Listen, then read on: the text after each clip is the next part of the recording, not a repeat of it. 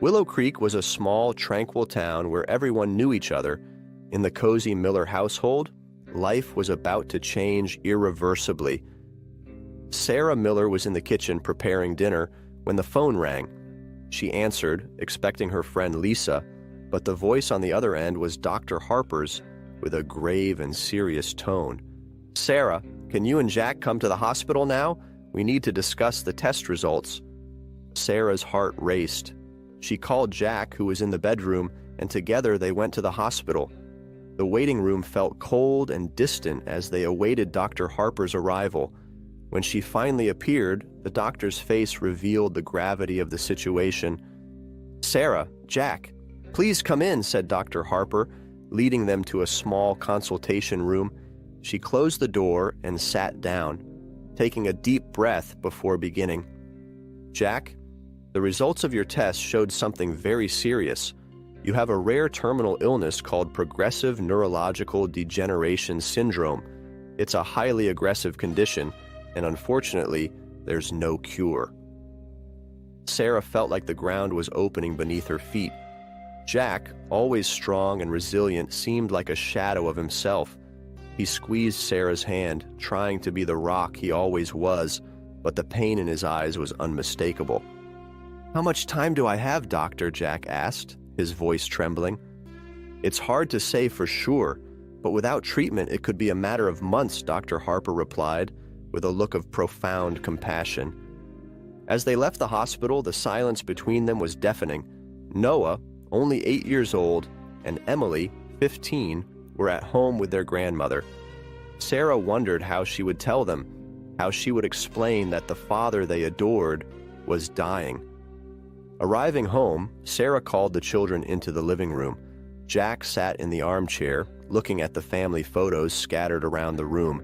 He took a deep breath before speaking. "My dear ones, we need to talk about something very important," Jack said, his voice filled with emotion. "I'm sick, and the doctors say there's no cure." Noah looked at his father with wide eyes, not fully understanding. "But you'll be okay, right, Dad?" Jack swallowed hard, trying to hold back tears. "I'll fight with all my might, son, but we need to be strong, together." Emily, tears streaming down her face, ran to her room, unable to deal with the news. Sarah followed her, trying to console her daughter. "Emily, sweetheart, I know this is hard. We're all scared, but we need to support each other now more than ever," Sarah said, embracing her daughter tightly. "It's not fair, Mom. Why is this happening to us?" Emily sobbed, anger and pain mixing in her voice. Sarah had no answers. She only knew they needed to face this battle together.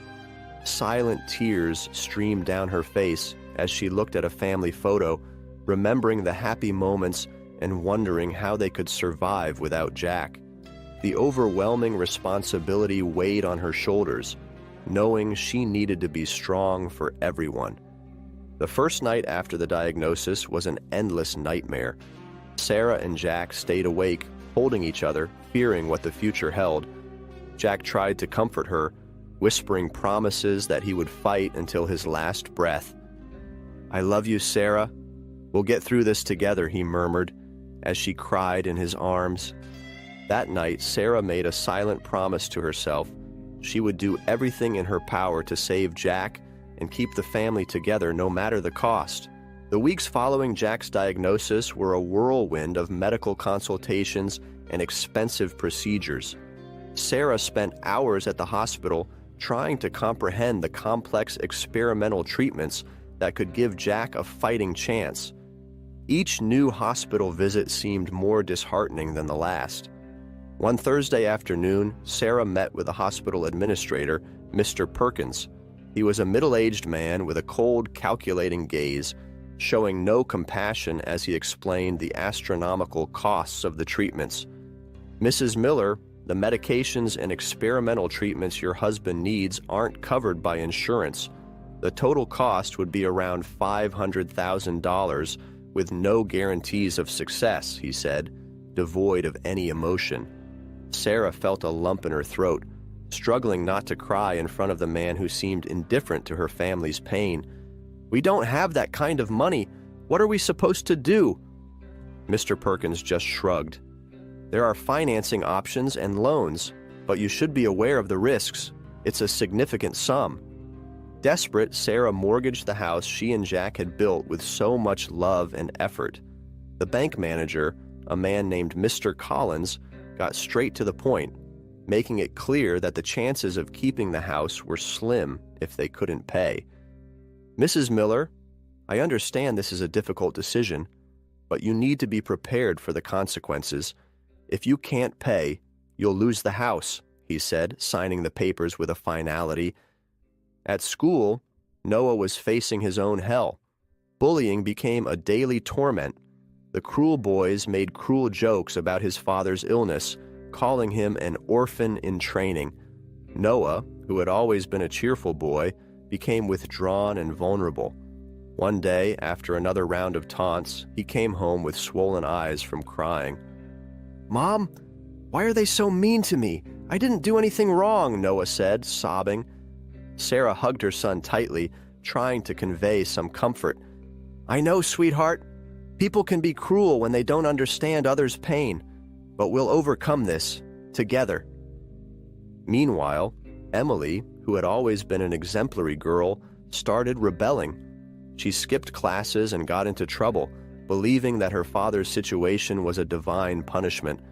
One night, after Sarah received a call from the school about Emily's behavior, they had a heated argument. "Emily, why are you doing this? We don't need more problems," said Sarah, exasperated. "It's not fair, Mom. It feels like we're being punished for something. I can't stand seeing Dad suffer anymore," Emily cried, tears streaming down her face. Desperate to find a solution, Sarah relied on the support of Lisa, her best friend and dedicated nurse. Lisa risked her job to provide experimental medications to Jack, often sneaking supplies from the hospital without permission. On one such occasion, they met in the hospital parking lot. "Lisa, I don't know how to thank you. You're risking so much for us," said Sarah, holding Lisa's hands with gratitude. "You do the same for me, Sarah. Jack deserves a chance." "We all do," replied Lisa, her voice firm and determined. Pastor Thomas from the local church was also deeply involved.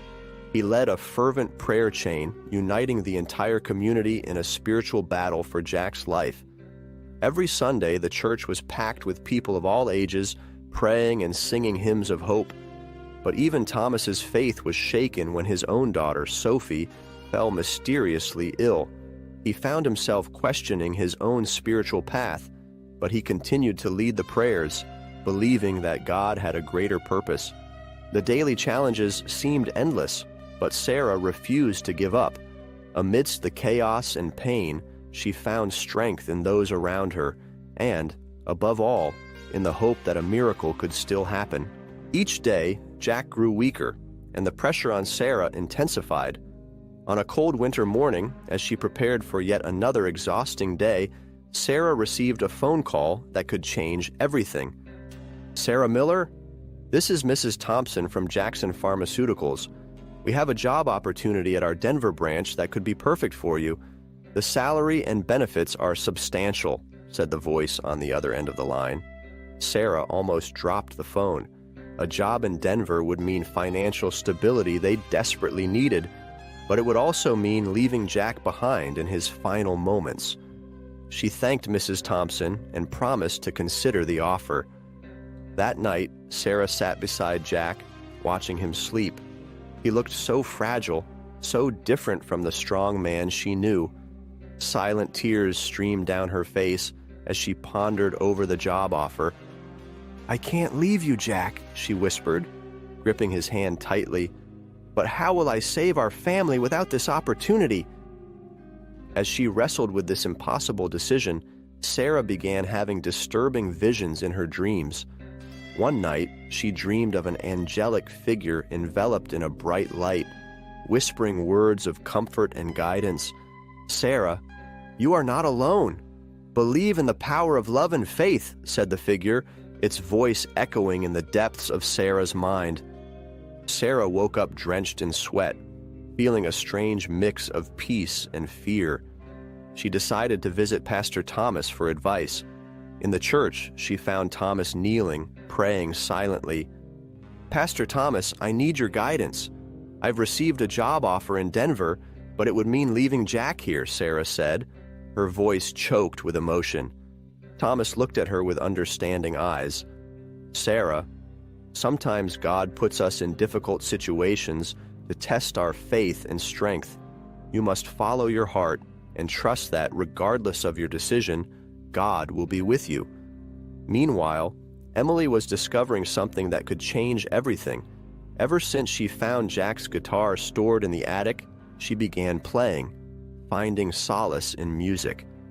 One night, while Sarah was in the kitchen, Emily approached, holding the guitar. "Mom, I want to show you something," Emily said, sitting in the living room. She began playing a sad and beautiful melody, her notes resonating with the pain and hope the family was experiencing. Sarah stopped what she was doing, tears flowing freely as she listened to her daughter play. "Emily, this is beautiful. You have an incredible talent." Emily smiled shyly. "There's a music contest in town. I want to participate and win. Maybe we can get money to help Dad." Sarah hugged her daughter tightly. "Let's do this together. You can make a difference." Emily entered the contest, and her performance touched the hearts of everyone present. The notes of her music told the story of her family's struggle, and her voice conveyed a depth of emotion that resonated with the soul of every listener. After the performance, a music producer, Michael Reed, who had also survived a terminal illness, approached Emily and Sarah. "Your music is powerful. I want to help you. Let's organize a benefit concert." The concert became a monumental event. The local media covered Emily and her family's story, and people from all over the city and beyond rallied to help. The night of the concert was magical. Emily played her songs with an intensity that brought tears to the audience, and Sarah, watching from the side of the stage, felt a glimmer of hope reignite. The event raised enough funds to cover Jack's treatments, and for a brief moment, the Miller family felt like the worst was finally passing. But Sarah knew the road ahead was still long, and her decision about the job still weighed heavily on her heart. That night, while Emily and Noah slept, Sarah sat beside Jack, who was now connected to various medical devices at home. She held his hand and made a silent promise. No matter what happened, she would fight with all her might to keep the family together and find a way to save Jack. The benefit concert had been a resounding success, but the joy was short-lived. A few days later, Jack slipped into a deep coma. Sarah stood by his side, her heart crushed by the pain. The doctors had no good news. "Sarah, we've done everything we can. It's time to consider the possibility that Jack may not wake up," said Dr. Harper, sadness in her eyes. Sarah looked at Jack's pale face, unable to accept that he was slipping away. "I can't give up on him. Jack is still here, I know it," she said, her voice trembling with a mixture of despair and hope. Determined to fight to the end, Sarah organized a vigil at the church, where the entire community gathered to pray for Jack. That night, the church was filled, people of all ages holding candles and praying in unison. Pastor Thomas led the prayers, his voice echoing through the church walls. "Lord, we ask for a miracle for our dear brother Jack. Give us a sign of your grace and mercy." As the vigil continued, Sarah knelt beside the altar, her hands trembling. "God, please don't take Jack away. We need him. I need him," she whispered, tears streaming down her face. Suddenly, Sarah had a clearer vision of the angel who had visited her in her dreams. The angelic figure appeared before her, enveloped in a bright light. "Sarah, your faith and love have touched the divine heart. Believe in the power of prayer and miracles," said the figure, before disappearing. At that exact moment, a sense of peace enveloped Sarah. She knew that something extraordinary was about to happen. As everyone continued to pray, A gentle light filled the church, and a reverent silence fell over the congregation. At the hospital, Jack, still in a coma, began to show signs of life. His fingers twitched slightly, and a monitor started beeping. The nurse on duty rushed to call Dr. Harper. "He's responding! Jack is responding!" the nurse shouted, her voice filled with surprise and joy. Sarah, feeling a wave of hope, rushed to the hospital. When she arrived, she found Jack still weak but conscious. He looked at her, his eyes filled with tears. "Sarah, I saw a light. It was so bright, so welcoming. And I heard a voice saying it wasn't my time yet," Jack said, his voice hoarse but full of life. Sarah fell to her knees beside Jack's bed, holding his hand tightly. "Oh, Jack, you've come back to us. I knew you would," she said, tears of joy streaming down her face. The news of the miracle spread quickly. Newspapers, television programs, and social media covered Jack's story, inspiring millions of people around the world. The faith and resilience of the Miller family became a symbol of hope for all those facing insurmountable challenges. That night, the Willow Creek Church was once again filled, this time with people celebrating the miracle. Pastor Thomas stepped up to the pulpit, his voice filled with emotion. Today, we witnessed the power of faith and love. Jack is alive, and his recovery is a miracle that reminds us that God is always with us, even in the darkest moments. Sarah, sitting beside Jack, felt a wave of gratitude envelop her heart. She looked at her children, Emily and Noah, and saw in them the strength and hope that had sustained them. They had been through hell, but now they were ready for a fresh start. With Jack on the road to recovery, the Miller family knew that the fight was not over yet, but they also knew that together they could overcome any obstacle. The miracle they had prayed for had finally arrived, and with it, a new chance at life and love. With Jack on the road to recovery, the Miller family's life started to resemble normalcy again. Hospital days were replaced with the comfort of home, where Jack, still weak but hopeful, received constant care. Sarah, exhausted but determined, realized their battle had simply taken on a new form. There was still much to be done, not only for their own family, but for others as well. One morning, as Sarah was in the kitchen fixing breakfast, she received a phone call that caught her off guard. "Sarah, this is reporter Claire Davis from Channel 5. We'd like to interview you and your family about Jack's incredible recovery. Your story is inspiring people across the country," Claire said. Sarah agreed, knowing that sharing their story could bring hope to others in similar situations. Later that day, the news crew arrived at the Miller household. Jack, still pale but with a smile on his face, sat beside Sarah while Emily and Noah watched eagerly. "Sarah, Jack, how do you feel after everything you've been through?" Claire asked, the camera capturing every emotion. Sarah took a deep breath before responding. "It was faith and love that kept us strong. I had moments of despair, but I always believed Jack would come back to us. And he did." Jack squeezed Sarah's hand, his eyes shining with gratitude. "Knowing my family was fighting for me, that an entire community was praying for me, gave me the strength I needed to keep going." The interview aired that night, and the response was overwhelming. People from all over the country sent messages of support and gratitude, sharing their own stories of struggle and triumph. Inspired by the wave of solidarity, Sarah made an important decision. The following week, she met with Pastor Thomas and other community leaders at the church. "We need to do more. I want to create a support center for families facing similar crises, a place where they can find the help and hope we found," Sarah said, her voice firm and determined. Pastor Thomas nodded, seeing the passion in Sarah's eyes. "You have our support, Sarah. Let's make this happen." With the help of the community and donations from across the country, the support center began to take shape. The old building in downtown Willow Creek was renovated and transformed into a welcoming haven for those in need. Sarah led the center with dedication, offering advice, resources, and a friendly shoulder to every family that walked through the doors.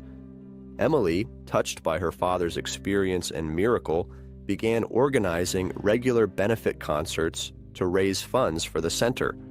Her heartfelt performances continued to touch the hearts of many, bringing even more support to the cause. On a sunny afternoon, during the official opening of the Miller Support Center, Sarah stepped onto the makeshift stage in the garden, looking out at the crowd gathered to celebrate. Jack stood by her side, still fragile but smiling with pride. Emily held her guitar ready to play, and Noah watched with admiration. "Today is a day of gratitude and hope," Sarah began, her voice clear and full of emotion. "We've faced challenges we never imagined, but with the help of our faith, our community, and the love we have for each other, we've made it through. This center is a symbol that no one has to face their battles alone." The crowd applauded, tears of emotion shining in many eyes. Sarah continued, her voice steady. "We promise to help all those in need, just as we were helped. This is our new beginning, our new mission." Emily started playing a gentle, moving melody, and the crowd fell silent, absorbing every note. Emily's music, filled with love and hope, resonated in the hearts of all present, a vivid reminder of the miracle that had united the community. As the sun set, painting the sky with shades of pink and orange, Sarah looked at her family, and everyone gathered there. She knew that despite all the challenges, they had found a new strength and purpose, and with that, they could face anything. The miracle of Willow Creek was not just Jack's recovery, it was the transformation of an entire community through the power of faith, love, and solidarity. And as the lights of the new center shone into the night, Sarah knew they were just beginning their journey of hope and compassion. If you enjoyed this story of resilience and faith, don't forget to like the video and share it with your friends.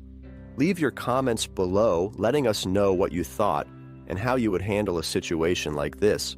And of course, subscribe to our channel Moving Story Hour for more heartfelt stories like this one.